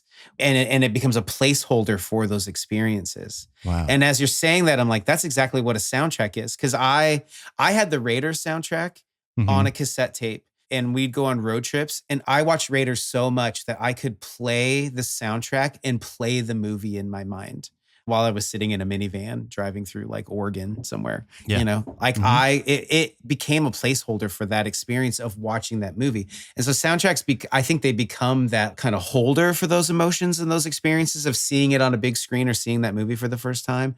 And then it kind of always pulls you back to that. Wow, we went to space and back in that story. Switchfoot was involved. That was the Goo Goo Dolls. So Johnny Resnick, give us some Johnny Resnick stories. I didn't meet them. They were backstage. I didn't meet them. But if you don't know, everybody kind of knows who the Goo Goo Dolls are. Yeah. From their radio hits. But that's not who the Goo Goo Dolls are. Greg knows where I'm going with this. Sure. That Johnny Resnick has a brother who looks like, this is so bad. He's a beautiful human being. But he looks like Wormtongue from the Lord of the Rings trilogy. He is the Danny DeVito to Arnold Schwarzenegger twins. And so half the band is his music, which is not radio pop hits. Right. It is kind of this like punkish, kind of badly sung, like, do you want to go to school with me? And Johnny Resnick loves it. He plays lead guitar along his brother. So half the concert is like, most of the people there are people who have heard Black Balloon or Iris Needs to Fly. Listen. On the radio. And so during those songs, they're like, wee, standing up, singing. And then they'll go into the brothers' songs, and you just slowly watch the audience sit down. And by the time everybody's seated, Johnny Resnick's like, come on, babes, Black Balloon makes me cry. Everybody's like, yay! And everybody gets back up again. Amazing. One guy in the back is like, your songs will never go to space. Just a side note on Raiders of the Lost Ark. It's one of my favorite movies that someone mentioned, this is years ago, that Harrison Ford's character has actually no bearing on the outcome of that movie. That like you could remove him completely from the movie and it's the same ending. Scott's thinking about it, folding his arms, feeling a little defensive. No, I'm thinking it through. Because all the Nazis would have died anyways. Yeah, because they open up the Ark. He captures it, but they steal it off the boat. Yeah. I guess the only thing is he contacted them about what was happening so then that the Americans could get it versus it just resting in an island desert. I don't know. That's really funny, though. That's really funny. I haven't watched it since then, but it's because I love that movie as a kid. I still love that movie. And it's definitely a movie we'll do on. So we'll have you back for Raiders of the Lost Ark and we'll see. I love it. I will say Raiders of the Lost Ark, it's like what you're saying about Jurassic Park. When you've obsessed with the movie and you've seen it so many times, then you start finding the holes in it. Yeah. Oh, yeah. And you're like, oh, that wouldn't have worked out. My only pushback to this is that if he hadn't been there, he wouldn't have learned a little something about himself. Yeah, that's right. It's about the friends you make along the way. Yeah. He never would have like reconnected with Marianne. Yeah, that's true. Okay. So here's the first thing I thought when I saw Sam Neill in Jurassic Park. I guess Harrison Ford said no. So we'll put on the hat. Yeah. I don't know who this guy is, but he's basically another Harrison Ford. But then I actually really, really, really love Sam Neill. I really love him in this movie. I love him in everything I've ever seen him in. I've seen him in a bunch of movies. I think Sam Neill brings something to this that Harrison Ford couldn't have. Yeah, because Sam Neill's not a brawler. Right. Yeah, that's a good point. Like, how did he get the lead of this movie? That's a great question. I have no idea. Which became huge because he's like a gritty archaeologist, but he's like an academic too. Yeah. Yeah. And like everybody in this movie is really smart. Maybe not the hunter guy, but he seems like he's like a trained, experienced, like hunter, ex-military. Even the guy who like betrays them all, he's a genius. Samuel L. Jackson's very smart. Like everybody's really smart in this movie, which is a funny because then they're all so smart that they were dumb enough to make a park with dinosaurs. Right. Muldoon. That's his name. Muldoon. Yeah. Yes, Muldoon. Shooter!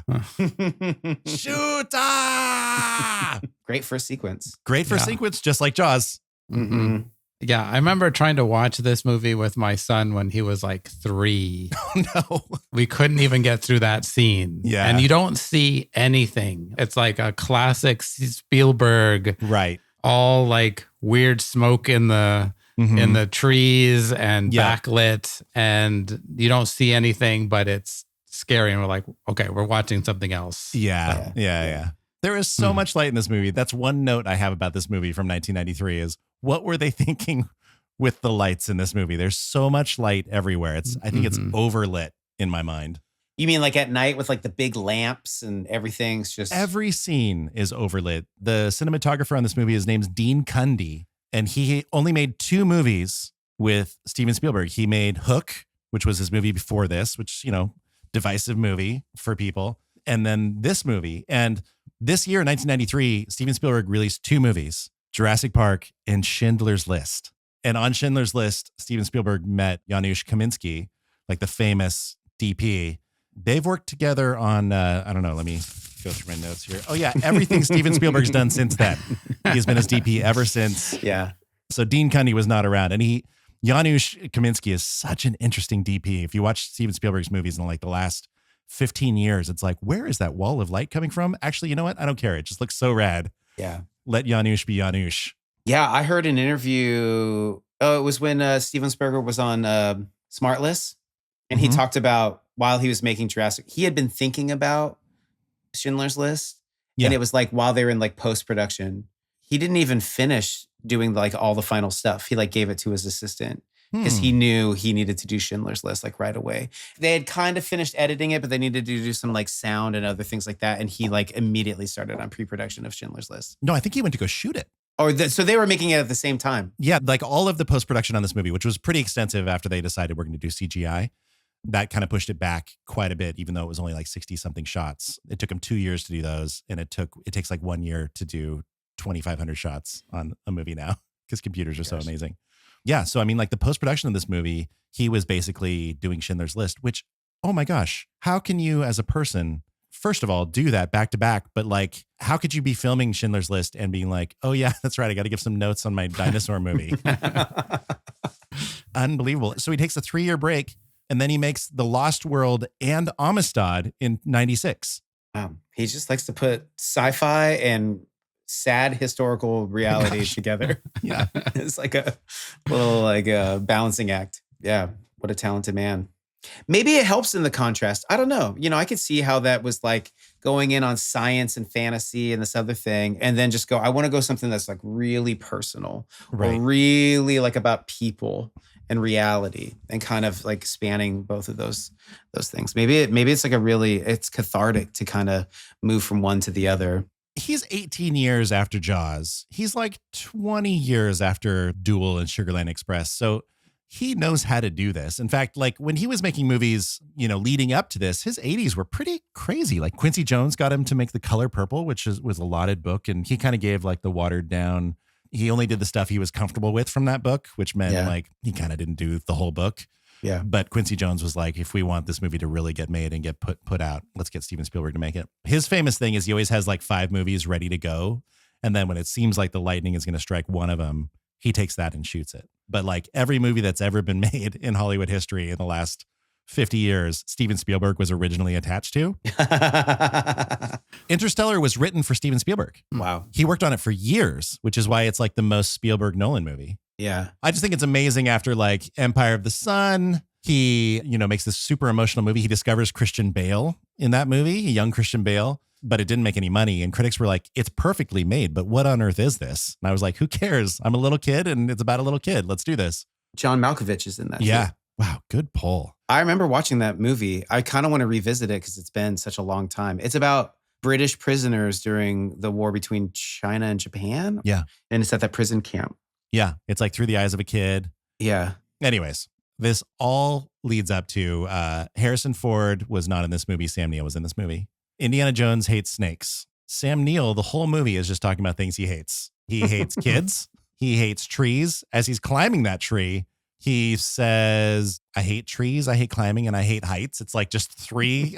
He's like, I'm better than Harrison Ford. I hate three things.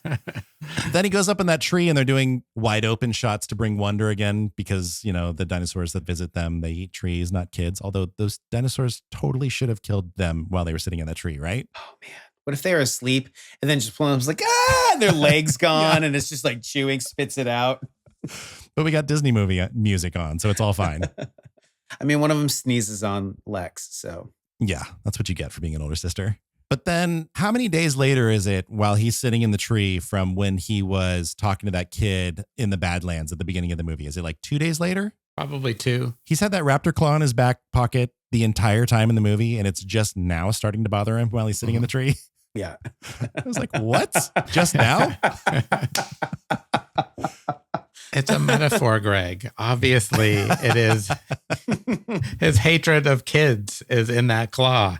Oh, yeah, that is it. That is it. It's amazing that he throws away in that scene, actually, because that's the real one. I think if he gave it to the kid, yeah, he would have been like, oh my gosh, what a great souvenir. But like this island has like fake dinosaurs on it, you know, that are part frog.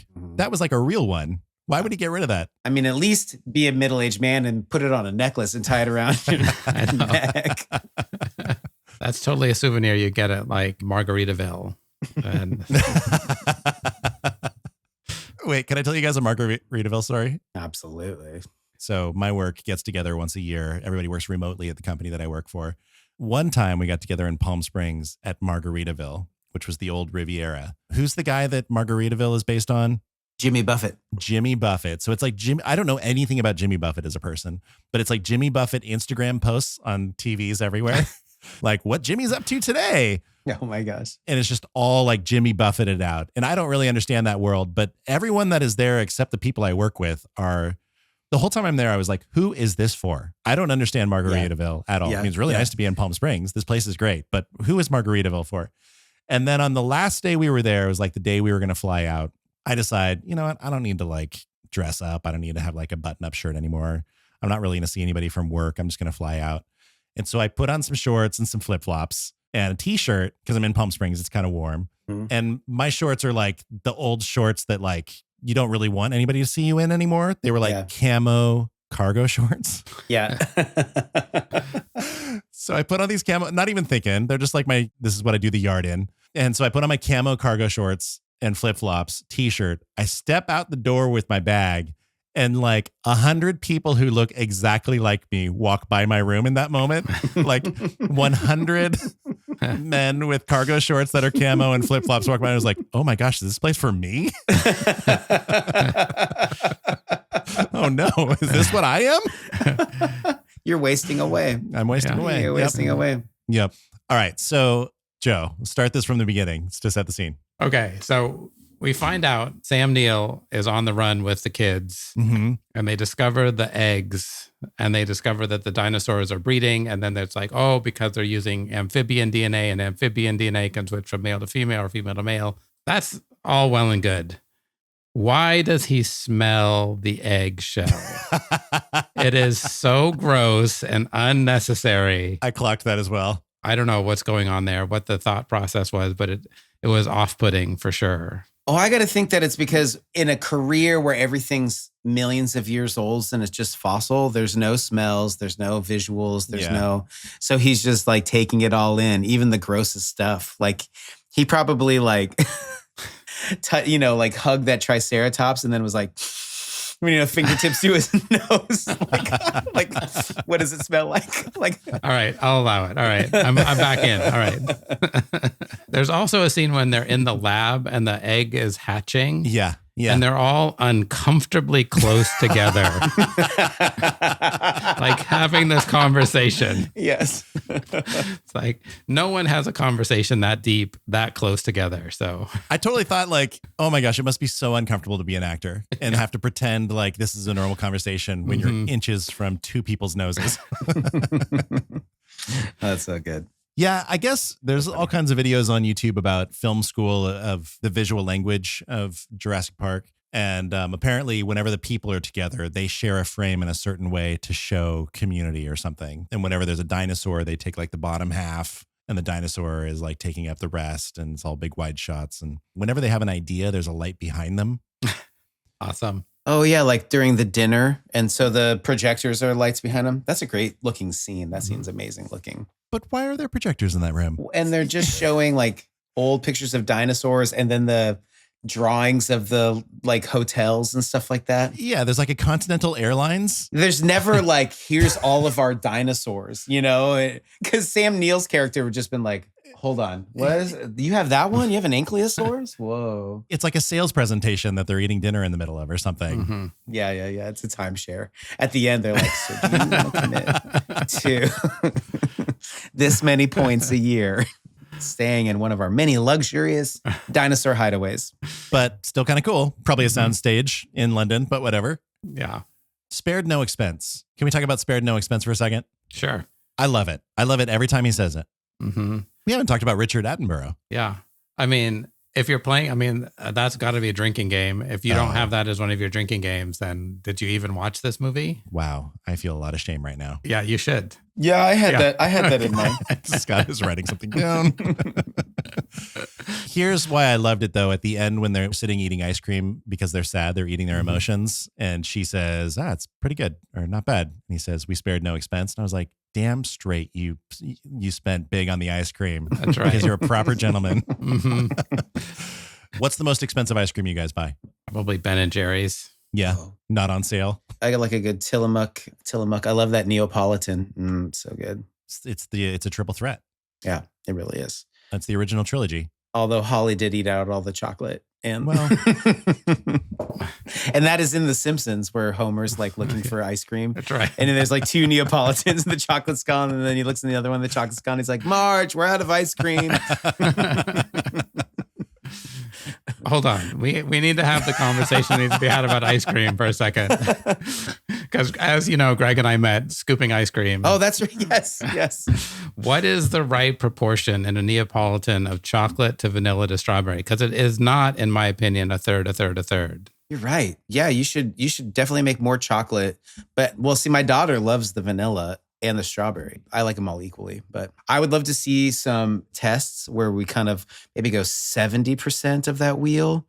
I think it's at least 50% chocolate, and then you can kind of play with the vanilla and the strawberry. But no, I think you're exactly right. Did we just make ourselves $1 million? What just happened? I think we here? did. Is this a free podcast? I don't think it's called Neapolitan. It's called Stop It with the Thirds. There is a moment when you're eating Neapolitan where you're like, oh man, vanilla again? What? Yeah. How would that scene been different if it was other kinds of desserts instead of ice cream? Like it was cakes might have done it, but what if it was like all creme brulees? And then she's just like breaking. Tap, tap, tap. It's like tap, tap, tap. And it's pretty good. Spared no expense. Who was the chef? Was it Alejandro? Who was the chef? Yeah. Oh, I don't know. Does he die too? In the remake, he does, because he's there like with his little blowtorch on the creme brulee, and then he's raptor meat for sure. So. At least that's a weapon against the dinosaurs in some way. Yeah, it's way better than the spoon. Yeah. Jenny's. Have you guys ever had Jenny's ice cream from Columbus, Ohio? Absolutely. Joe, do you know what we're talking about right now? I don't. You had me at ice cream. So. Oh, man. They had it in Austin when I lived there. It's amazing. It's in Nashville. It's all over the South. Yeah. You need to get to the store and buy some Jenny's. I think they have it at QFC here in Seattle. It's like $9 for a pint. It's often on sale. And get the peanut butter and chocolate. It's pretty good. Okay. So Laura Dern, she goes from talking to Richard Attenborough, and then they go to like that bunker, and she has to go find Samuel L. Jackson. We haven't talked about Samuel L. Jackson yet. Yeah. He was going to go like reset the park to get the fences going again. And he doesn't respond, so she has to go. Right. How did you guys feel in 2025 watching a movie from 1993 with Samuel L. Jackson just being like, oh my gosh, this guy has been incredible our entire lives? Well, his like breakout performance was in 1991 in Spike Lee's film Jungle Fever. So he had been acting, but kind of Jungle Fever was like his big moment. You don't count School Days? Oh. Or Do the Right Thing? Or Mo Better Blues? According to the internet. That guy. That was listing when people became famous after their 40s. Sure. He was like 43 in Jungle Fever. And that was kind of like, when did Pulp Fiction come out? Was Pulp Fiction after this? 94. 95. Okay. So he had been acting and stuff, but like Jungle Fever was like, whoa. And then he gets in this film. Yeah. And then he probably gets in Pulp Fiction.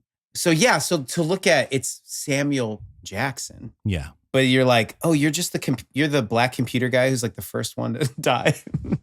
Maybe not the first one to die. No, the lawyer's the first one. Well, no, in the opening scene, we see a guy die. Oh, yeah, that guy dies. Yeah. That causes the lawsuit that brings the lawyer. Yeah. Sam Neill says, you know that Samuel L. Jackson is going to die because he's smoking. And that's rule number 1 in dinosaur movies. If you're smoking the whole movie, you're going to die. Yeah, I have to say, as a former smoker, I was paying attention more to his cigarettes the entire time than I was. Because it's just dripping off that lip. Yeah, and I didn't like that. There are people that could do that. I was not one of those people. So yeah, I respect people that can. That's an art form. It is definitely an art form. And there are clear moments where I was paying more attention to that, of like the continuity of the cigarette and how much had been smoked than. Yes, me too. Yes. How many takes did they do in this scene? And how many cigarettes did Samuel L. Jackson have to smoke in this? So that's where I was in all of his scenes, basically. I wonder if he must smoke, right? So he was just like, I'll just smoke the whole time. This will be the best movie. Like, he's famous for only being in movies that has a golf course nearby. Mm-hmm. So if there's a golf course nearby, like, he'll golf the whole time they're filming the movie and go to set when they need him for something. That's why he was in Deep Blue Sea. There was a really nice golf course close by, by the way. He was on set for like 3 days. Oh my gosh. 7 rounds of golf. Oh my gosh. His whole career is actually why he was in all these movies is just because of golf courses, not because of the script. Yeah. Unbelievable. He's so awesome. I think he's great in this movie. I think he's incredible. It's no mystery why Samuel L. Jackson became Samuel L. Jackson when you're watching this film. Do we ever hear if people actually did hold on to their butts? We never followed through on that. That should be a post-credit scene. Guys, I was a camp counselor at my kids' summer camp this year, and it was Jurassic Park themed. It was dinosaur themed. Oh, wow. And our cabin name was Hold On to Your Butts. That's awesome. I wanted to make t-shirts with just Samuel L. Jackson with a cigarette hanging out. And that was our cabin t-shirt. Got struck down. They said no? That's ridiculous. Everybody should try to do that one time. Smoke? I agree. When I was in my 20s, I backpacked Europe with a friend, and we had this card game that we'd do to pass the time between trains. And like one time I remember we were like, okay, we're going to play this whole card game and you can't take your cigarette out of your mouth. You just have to do the whole thing, smoke it all the way to the end without ever taking it out of your mouth. It's very hard to do. It is very hard to do. Yeah, there's a lot of... Yeah. Speaking of like traveling in train stations, I was on a Greyhound bus between Seattle and Bellingham one time. We stopped in like Arlington or Mount Vernon or something. And a woman who was sitting in my row on the bus got off the bus and sat down. It was a really hot day. And when they turned off the bus at this stop, it was really like uncomfortably warm inside the bus, but we were going to leave in a minute. So I didn't get out. And I was watching her through the window and she was sitting down and she smoked a cigarette where every time she breathed in on the cigarette and then blew out. Like what's that called again? Chain smoking? Oh, just like chains. Well, she chain smoked 2 cigarettes. Wow. In, out, in, out, in, out. And as I was watching her, it was so warm in the bus, I started to feel ill because I'd never seen somebody do this before. But then I was just like, this is kind of an honor to watch. Like, this is not something that you can just like, I don't even know if you could pay somebody to do this. Like, this is just, I'm so lucky that I get to see this. But then when she got back on the bus, I was like, that might be a reason not to do it because this whole bus kind of smells like smoke. Reeked so bad. Yeah. Oh man, that's like me with coffee. That's how I drink coffee in moments. I chain smoke coffee. All right. Laura Dern, she is about to take off and see what's up with Samuel L. Jackson. Richard Attenborough starts to have kind of a moment where he's like, maybe I should go and not you. And a kind of hilarious moment happens. Let's listen to it. It ought to be me really going. Why? Well, I'm, and you're, Look, come on, let's go. we can discuss sexism and survival situations when I get back. You just take me through this step by step. I'm on channel 2. Right. I feel like Sexism in Survival Situations was a better title for this movie. Mm-hmm. Or maybe for this podcast too, you know. Great name for this podcast. We haven't talked about the stunts in this movie. This is something we celebrate on this show, Scott. Okay. It turns out that I love movies and Joe loves movies. And a lot of times it has to do with the actors. A lot of times it has to do with the director. But a very consistent thing in all of the movies that we love is they will have the same stunt coordinator or second unit director. Oh, wow. Okay. The people who are actually filming the action scenes. This movie had a second unit director and stunt coordinator. His name is Gary Himes. And he later worked on like Speed, Sudden Death with Jean-Claude Van Damme. Yeah. Batman Begins, The Town. I mean, this guy's resume is a mile long. But most importantly, this guy worked on Fast 5, the fifth Fast and Furious movie. The best Fast and Furious movie ever made. We'll be getting to Fast 5. Are you kidding me? So Gary Himes, nice work. We got cars falling apart. We got cars going over edges. We got cars going down trees. Gary brought it, and we appreciate you for it. All right, Joe, it occurs to me that there's a chance that some people might be listening to this episode and they have actually never seen Jurassic Park. So let's pretend like it's 1993 and you're walking down the halls of your local video store trying to figure out what VHS tape you should rent. You're picking up the boxes off the shelf. You're reading the back of them. You're trying to figure out, I don't know, what am I in the mood for tonight? That's right. It's time for the back of the box. It's the back of the box. When an eccentric billionaire resurrects dinosaurs and tries to turn it into an amusement park, a group of scientists must race to save themselves and all those still on the island. Compounding the challenges is a massive storm bearing down on them all. With the power out and vicious dinosaurs on the loose, can this ragtag team of scientists get to safety, or will they just become another victim of the hubris of man? Wow. Ooh, wow. It got very deep at the end. I think I rent it. Yeah. Dang. Hell yeah, you do. That should have been on a cruise shirt at this filming. Die of the hubris of man. All right. Well, I think I rent it every time that I read the back of that box. That was perfect philosophical marketing right there. But Joe, let's get your honest take on what Jurassic Park is. Let's get the real back of the box. Okay. Watch as the creatures who ruled the earth millions of years ago clash with humans in a modern day retelling of Icarus. Will there be a safety net? Or will we fall and crash into the earth? Or is this a retelling of The Emperor's New Clothes where no one will tell rich people no and that has massively dire consequences for everyone? Or is this just the best dinosaur disaster film ever? The answer is yes on all fronts. Wow. Man, that's solid. Yeah. I didn't even think about the no one will tell the rich no while I was watching this. That's a solid thing to call out there. Yeah, he's just this weird billionaire who's like, come to my island. I have to show you something. And everyone's like, okay. Yeah. It's like one of the last lines of the movie where he's like, I've given my recommendation. It's a no or something like that. Yeah. And then he's like, I agree. And then they drive off to the helicopter. Something like that. It's like the only time they say no. It should have been, I agree, for 3 years. And he stares at the camera and winks. Bink. Yeah. I'll see you on the Lost World. Until the InGen board of directors has something to say about this. I agree about Site A. Oh my gosh. Site B was a different story. Oh my gosh. They get to Site B being a thing so fast in the Lost World. I famously don't read books because I'm always waiting for the movie. But when we were talking about doing the Lost World, I started listening to the Lost World book as well after watching it. You know what, guys? Books are kind of amazing. It was pretty good. I was like, there is really something to this. I might want to look into this. Might be another t-shirt for you. Books are kind of amazing. All right, let's get into the box office and the reviews of this movie before we get to drinking games. This movie, it had a budget of $63 million, which in 93 was a lot of money. Not quite like cliffhanger budget, but pretty high. It grossed $978 million worldwide. So it did well, is what you're saying. So well. Joe, what do you think the tomato rating is on Jurassic Park on Rotten Tomatoes? What do the critics think of this? I mean, it feels like a 70 for us. Yeah, probably a lot of people liked it, but some didn't. Yeah. Feels like a 70. But honestly, this has got to be like 93, 94.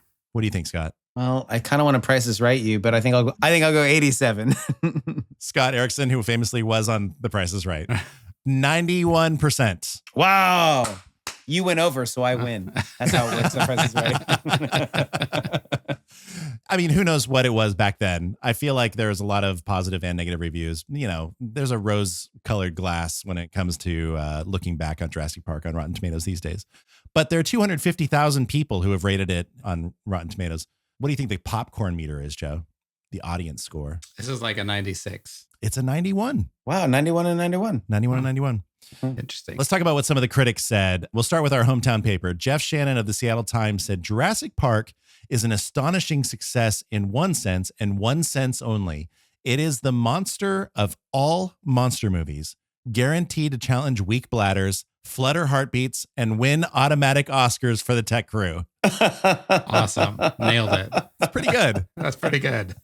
Test weak bladders. Yeah.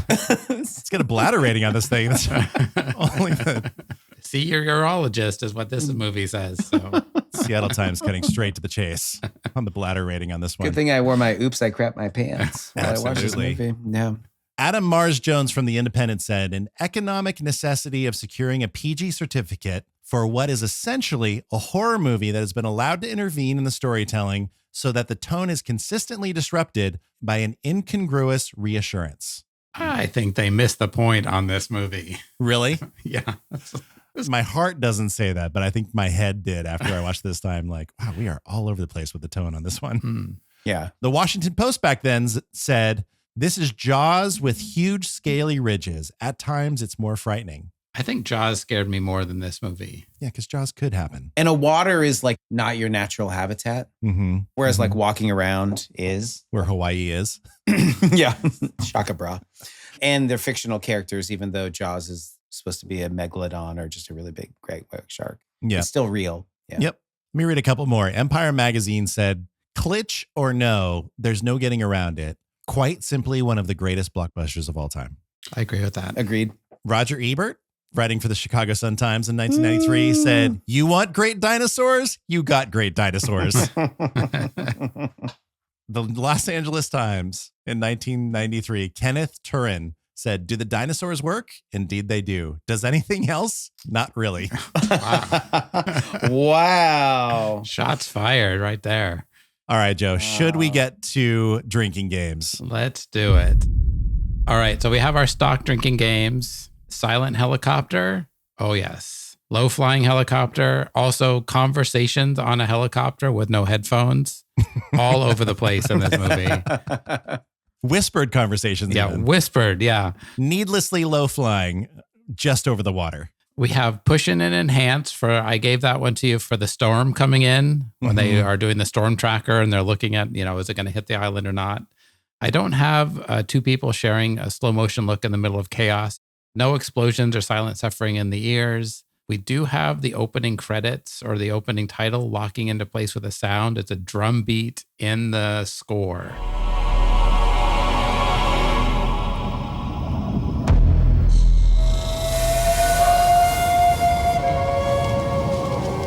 So good. That's very Indiana Jones. Yeah. Yeah. We do not have flashback to dialogue.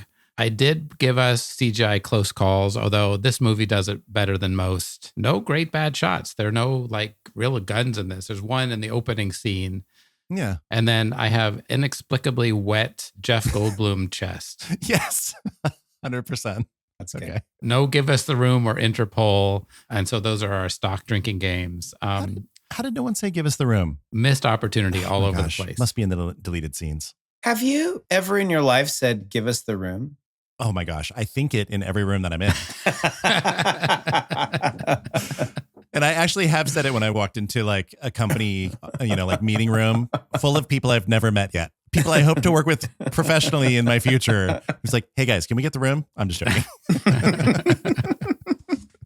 All right. So I have a lot of drinking games, but I'm going to turn it over to you, Scott, to give us our first one. Okay, great. This is the first thing I thought about when only one eye of a dinosaur is showed. Perfect. Can I explain this for a second, Joe, just for anyone who hasn't listened to our show before? If you're at a party and you're assigning drinking games, Scott is assigning one person in the room has to take a drink every time that happens. And we're going to give you 107 more drinking games that you could assign to your friends in the room. Everybody gets their own drinking game in the room. Joe, what's yours? I also had shots of a dinosaur's eye. Okay. So close up of an eye. Yep. I have unnecessary smoke in the jungle as a drinking game. Totally. Yeah. 4K doesn't help this. And it is so overlit. It's just ridiculous. I have anytime we see the camera sees something from the dinosaur's perspective, occasionally the camera becomes the dinosaur, just like it did the shark in Jaws. Not a lot of times though. So that's, it's a pretty solid one for somebody who's going to drink like 3 or 4 times. What do you have, Scott? Saying the full name of the dinosaur. I love that. I have anytime there's a unnecessary close-up of somebody's mouth, take a drink. Shoot! Yeah. Anytime there's the impact tremor on some water, take a drink. Yeah, I had that as well. Anytime you see a mosquito in the amber. Oh, love it. That's awesome. Solid. I have the classic, anytime they say spared no expense. Oh, that's my next one. That's a great one. Anytime you see the Jurassic Park logo. Wow. That's awesome. It kind of pops up. It's on lunchboxes. It's on Jeeps. Yeah. On things falling as they're running out of the room at the end. Right. I have anytime they insult a lawyer, take a drink. I have any silent expression, like overly done. It could be horror or even wonder, but when they like the glasses, like wide-eyed, or there's a velociraptor, or anytime. Maybe I should say a silent, wide-eyed expression. I love it. I love it. Anytime a dinosaur kills someone, take a drink. Okay, so right at the beginning, you're going for it. Yeah. You have you kind of have an hour to recover. Yeah, totally. I mentioned this one before, but obvious use of hats to describe a character's like motivation. Take a drink. Is that going to be obvious? I think if you looked at everybody's opening shots and the hats that they're wearing, you go, okay, I know what the archetype of this character is. I'm guessing her name is Lex based on the hat. Yes, that's good. That's exactly. Good. My last one was anytime Malcolm makes science sexy. Ooh. So anytime he speaks, basically, in this movie. Just anytime he's like talking about science, making it sexy. My last one is every time Malcolm does a laugh, it's like, har. All right. This is going to get boring because I'm going to talk a lot now because I'm going to go through all of mine. I have anytime there's obvious product placement. So like anytime you see the Barbasol shaving cream can, take a drink. Anytime you see Jeff Goldblum's chest, take a drink. Great. Anytime he goes, before he says a line, take a drink. It's called that Goldbluming. Yeah, Goldbluming. I have Samuel L. Jackson smoking. So like when you're just like paying attention to him smoking the entire time. I have shoes that are clean but shouldn't be. What? So there's a scene where Jeff Goldblum is sitting in the back of the Jeep. Yeah. They are running through the mud. Yep. But he's sitting there and his shoes are completely clean. Wow. Just totally fine.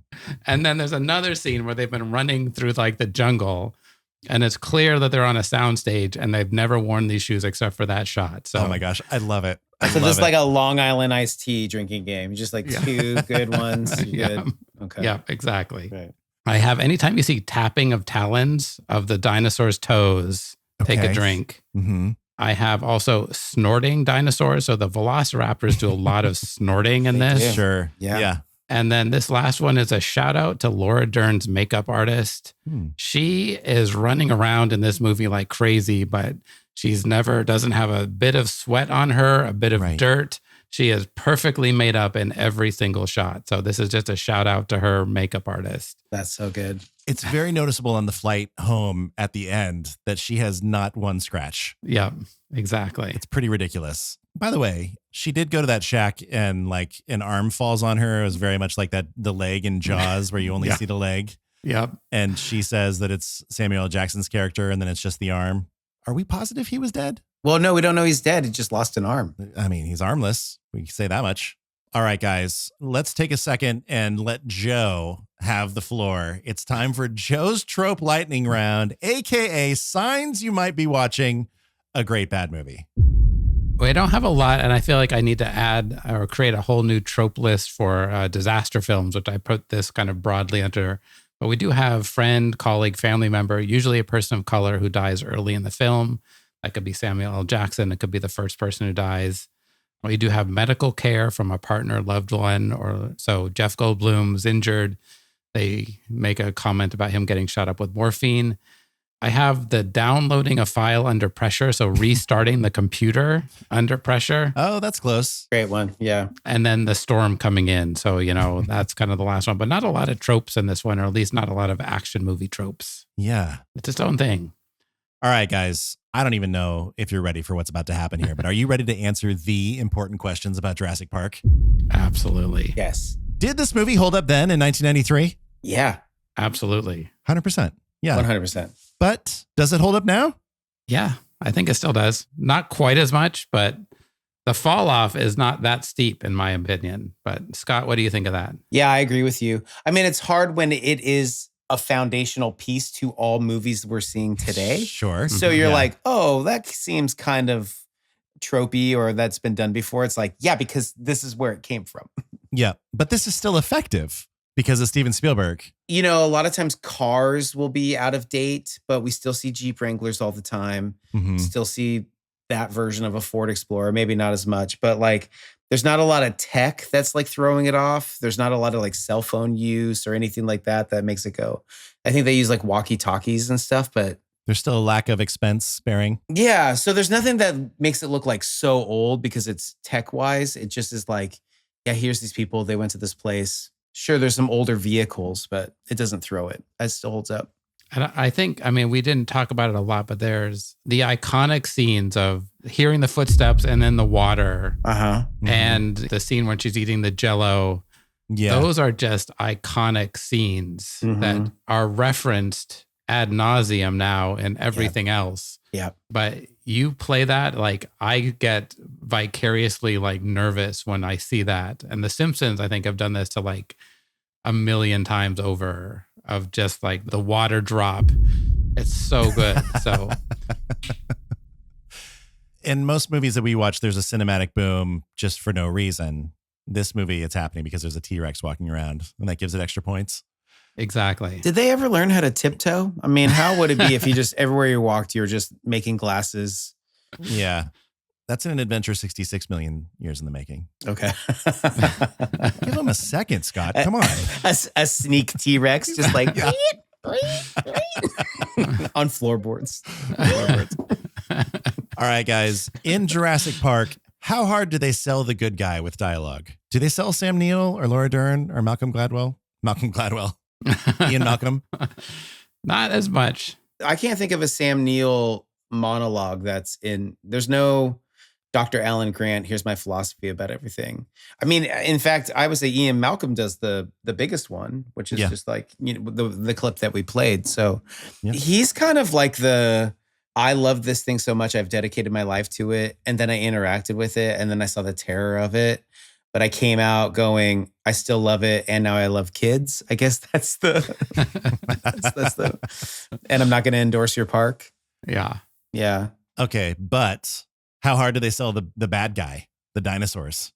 Oh, so hard. Yeah. So much. It's glorious in that way. Which do you think they kind of try to redeem in the second one? Because they make them parents and you're like, there's two of them, but they're parents. So yeah, you'd be mad if somebody stole your little T-Rex. Oh, yeah. And then in Jurassic World, the fourth one, the T-Rex is like the savior. Yeah. Well, and he saves them at the end by getting the raptors of this movie. So really the T-Rex might be the good guy in this all along. Yeah. The T-Rex is kind of like the King Kong figure. it turns out. Mm-hmm. All right, Joe, I feel like I should ask you this question. Why is there romance in this movie? Oh, it's beautiful. There's hardly any, and it's great. And then there's Jeff Goldblum being this a total like douchebag, sleaze bag, like trying to hit on Laura Dern, which is awesome. So I'll allow it in this movie, just barely, for the Jeff Goldblum exception. So it's like pretty much a best case scenario. Are we bad people for loving this movie? No. I don't think we are. No, we have good taste. Yeah. We have full hearts. We have childhood wonder. That's right. Can't lose. Yeah, we can't lose.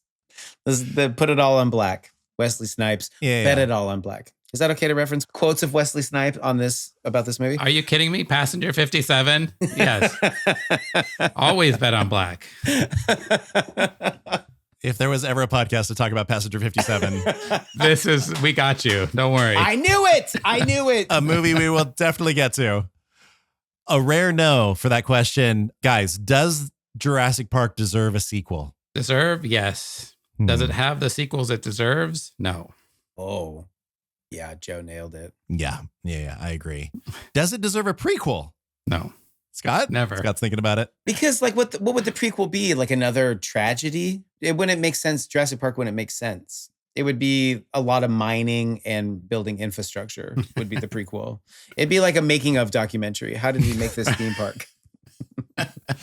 So they actually watched the prequel on the tram? Yeah. I don't know. I feel like if this really was an adventure 65 million years in the making, there are probably a few good stories in those 65 million years. Just straight dinosaur footage, like no people. It's like that movie Flow that won Best Animated Feature this year, where it's just a cat kind of experiencing the world. Mm-hmm. It's like that. What was that Terrence Malick film that had Brad Pitt in it, but there's like a whole dinosaur sequence in it? Tree of Life? Yeah, it's just that. It's just dinosaurs not talking. But Brad Pitt, I'm in. He's there for some reason. Maybe that's what F1 is. It's coming out this summer. All right. Should this movie have been nominated for Best Picture at the Oscars? This is the year that Schindler's List did win Best Picture, right? Yeah. But should this movie have been nominated alongside Schindler's List? I would have allowed it. I'm a hard yes on this. If we're putting it up against Top Gun Maverick, absolutely. In the Top Gun Maverick exception, this movie is so far superior than that movie. Wait, did Top Gun Maverick get nominated for Best Picture? It did. That's where this question came from. Joe was so livid that it was nominated for Best Picture that we had to include it in important questions. Yeah. I mean, I could spend another hour talking to you about how annoyed I am that Top Gun Maverick got a Best Picture nomination. Oh my gosh. It saved Hollywood. And I love that movie. I love Top Gun Maverick. Like, it's great, but please stop it. Steven Spielberg, when he saw Tom Cruise, he said, "You saved Hollywood." And when he saw the first digital T-Rex walking, or no, it was a flock of dinosaurs that he saw running digitally, he said, "This is the future." And I feel like this might just be how Steven Spielberg talks all day, every day. He's just Captain Hyperbole. He gets like a morning cappuccino and he's just like, "You saved coffee." His best friend is like, "Well, he said that day, but he also said it 100 other times." I just have a feeling that everyone around Steven Spielberg is just rolling their eyes constantly. Yeah. Or they're like, "I feel so encouraged all the time." It's really great. Guys, let's get to some really difficult questions here. How can this movie be fixed, which is hard for us to answer without also including who should be in the remake? This is a rare moment for me. This is a perfect disaster film. I can't think of anybody else I'd want in this or anything I'd change in this movie. So I would say keep it as it is. Let it live on as what it is, which is the best disaster film probably ever made. Okay. What do you think, Scott? You're right. I mean, yeah, I thought about this today of just like, they tried to remake it and they put Chris Pratt and Bryce Dallas Howard, and who are all phenomenal in their own right and what they do. And it's a magical cocktail of Sam Neill, Laura Dern, Jeff Goldblum. Like, they're really great, and those kids. Mm-hmm. And it's a great cast. Yeah, it's really hard to like imagine now because we have so much extra. I think they would have put like more tech in or other kinds of little things like devices, or I just think that it's just like people on an island on a Jeep in a Ford Explorer. I guess they did have the like night vision goggles, and that was the technology back then. And the lysine deficiency. Mm-hmm. Yes. Pretty awesome. Yes. Greg, how do you make this movie better? You probably have a good answer for us because we've totally sidestepped the question for you. I don't know. I would rein in the wild swings of the tone. I would also probably see if Janusz is available to do the lighting for the remake. But otherwise, I think it's pretty great. So that's how I'd fix it. But I think if they were going to do a remake, what if they were able to use some blood from an old dinosaur bone that lets them now recreate prehistoric mosquitoes? And you kind of do a flip-flop of it. And then there's just a movie where two people are sitting there having dinner and they're just slapping their necks the whole time because like prehistoric mosquitoes are there in their arms. Yeah. While they're talking about something boring. I think we call it My Dinner with Andre 2. And I think the person who's talking to Andre is Samuel L. Jackson's character because he's just talking the whole time about, listen, you find an arm and you don't think the rest of the person is still around? Mm-hmm. I was there the whole time, guys. That's right. And we clearly doesn't need an arm to smoke. So yeah, he's fine. That was armless practice, the whole movie. Yeah. I think if you don't need an Andre, but if it was like two Sams, put Sam Rockwell and Samuel L. Jackson having a conversation while prehistoric mosquitoes attack I'm them. in. The greatest. And they're just slapping their neck and their arms the whole time. Yeah. All right, guys. What album is this? I can jump in first. I have 3. Oh. I have 2 from my wife, Jillian. Okay. She said the first one should just be the soundtrack to Jurassic Park because it's so good. Yeah, that's great. 100%. She said the other one to be Rid of Me by PJ Harvey, which is my favorite PJ Harvey album. Wow. Because you're not rid of me, as in dinosaurs, speaking to the dinosaurs. That's really big. Yeah. And then my album is Dinosaur Jr., Where Have You Been, which came out in 1993. So those are the options. So top that is all I'm saying. Yeah. Jay Mascis in New Jersey just showed up in our podcast. Scott, what do you have? Man, this is the question I was most intimidated by. Yeah. Because I know you guys are music mensches, and I was just going to be like, I'm going to say something really like mainstream and dumb. So I'm just going to go with it. So F you guys. I was thinking of, it doesn't fit in the way of like a new, because like Jurassic Park came out and it was like, whoa, what a whole new genre. Yeah. The first thing that came to mind was like Coldplay's Viva La Vida. Mm-hmm. And I think it also ties in with Life Finds a Way because, long live life, long live living.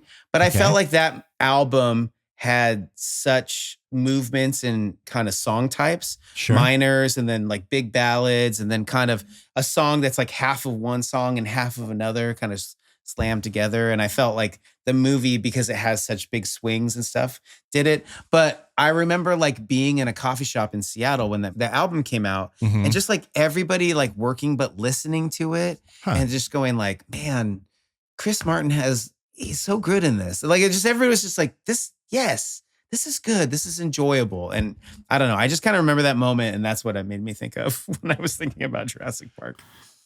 And then it was Death and All His Friends is how it ends. It's like everybody's dying. That's awesome. Didn't they wanted Brian Eno to produce that album? Yeah. So Brian Eno, they asked him to produce it. And he said no. He was like, no, I've already done U2. Are you crazy? Aren't you guys just U2? And then they just hounded him. So he's like, okay, but I get to say no to everything you want to do and I get to drive it. And they're like, that's fine. And so Brian Eno kind of like orchestrated that. Oh, I didn't know that. They had Chris Martin in one room in the studio writing songs on his own.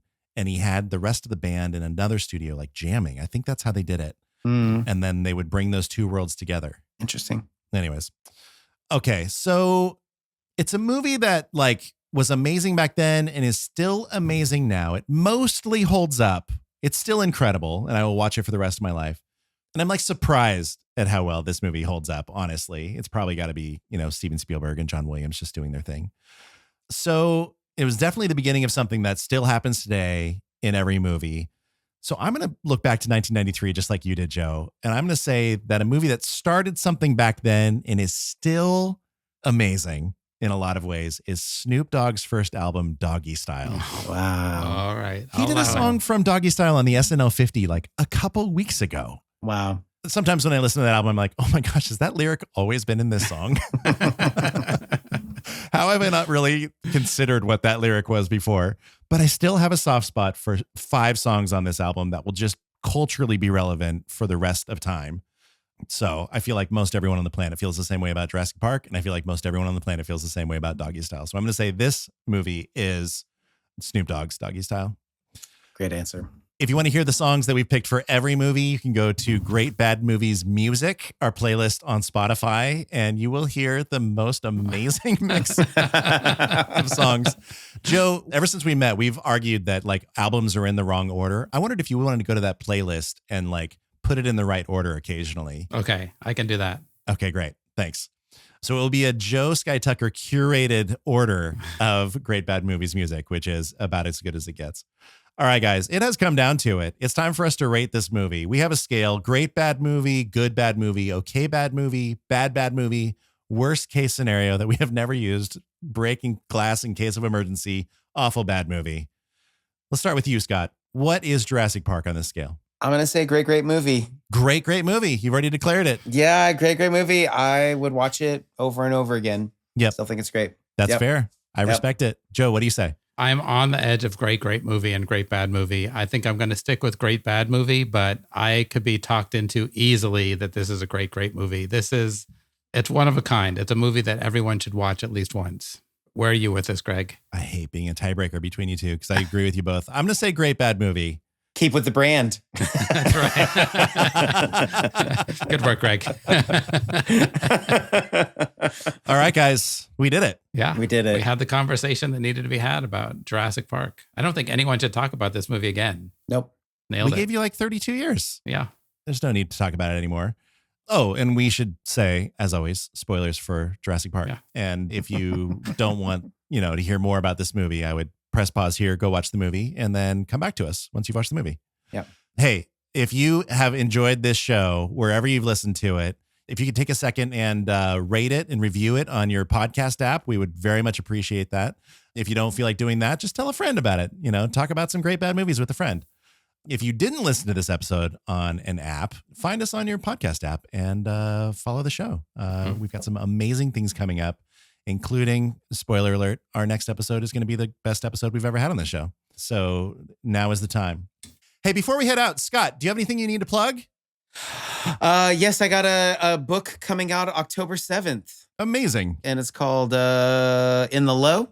And it is a collection of helpful words and images for the season of depression. There you go. It's like a contemplative companion during low times. So it's great. It'll be available where all books are sold.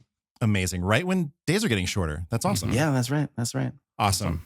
All right. Oh my gosh, guys, listen, this has been great, but I just realized my trees outside have this obscene amount of sap going down them, and I need to get out there and figure out what on earth is going on out there. I need to go. Oh, man. Oh, wow. Look at the time. I got to go. I just found out my daughter made valedictorian. Clever girl. Clever girl. Awesome. Yeah. Listen, anyway, I've got to go. I've got to shave. Has anyone seen my can of Barbasol shaving cream? Okay, that works for me because I mean, we all have raptor claws in our lives, right? I put a raptor claw in my back pocket many days ago, and it just became incredibly uncomfortable for reasons I don't really want to talk about, so I better go. Oh, man. I got to go. I got hit with a rather underripe eggplant, and it left a bruise. Veggie sore. Oh my gosh. Anyway, I've got to go. A butterfly just flapped its wings in Tokyo and just made me have to leave. So we'll see. You didn't even want to. Okay, well, that works for me because I don't know if you've noticed this, but Jeff Goldblum has been sitting right next to me this whole time. We're actually hanging out afterwards, and I need to go because he's been sitting in this super weird pose with his shirt open the whole time. And as a friend, I just need to let him know that the glistening has been a bit much. Yeah, so I'm going to go. That tracks. Oh, well, I need to go. Wow, AA is calling me about a payment issue. It turns out I had a flat tire, and they fixed it, but I accidentally didn't get charged for it. Spared, no expense. Did you mean AAA? Did I say AAA? What did I say? You said Alcoholics Anonymous. It's okay. It's even better if Alcoholics Anonymous is calling you. AA also has a roadside assistance program. Yeah, totally. AAA, spared no expense. Yeah, that's awesome. I've got to go eat some Jell-O. I sure hope a velociraptor doesn't interrupt me and then I drop it. That works for me because I don't know about you, but I am suddenly feeling like I should go check all of my Barbasol cans just to make sure there isn't dinosaur DNA in them. Fair. Oh, man. Yeah. I got to go because I'm setting up my next art show. It's a series of family portraits as circus clowns, and we're displaying it in the hull of a ship. It's called Gallimimus. Oh my gosh. That makes sense. A billionaire did invite me to his private island. It should be fine. Worst case scenario, he hunts me for sport. Best case, he's broken all the laws of the scientific community and cloned dinosaurs. So win-win. Okay, that totally works for me because I'll be honest, watching this movie reminded me of some horrible things I said to a kid on one of my digs in the Badlands back when I used to dig up dinosaur bones a long time ago. I think I should probably call him and apologize. So I'm going to head out. I mean, speaking of good, bad movies, I got to go because I'm seeing a special preview for Human Centipede 4. Hold on to your butts. That's awesome. I just want to show off my new T-Rex early warning system. It's brilliant. It's just water. It's just water in the can. It only works if they're really close. So It's a puddle. it's a puddle. It's a puddle. Amazing. I don't know if you guys have noticed this. I'm a little concerned. All the cameras filming me during this episode have gone from a wide shot to a close up, and that can only mean some evil dinosaurs are going to be nearby really soon. So I should probably head out. That's amazing. I've just been mauled by a T-Rex. I've got some morphine. The only thing left for me to do is have my shirt unbuttoned for an uncomfortable amount of time. No, I'll just leave it open until I say to close it. So don't worry. Too much glistening, Joe. Yeah. Too much glistening. All right. Well, that works for me. So I will see you guys soon. Yep. See you soon. See you soon.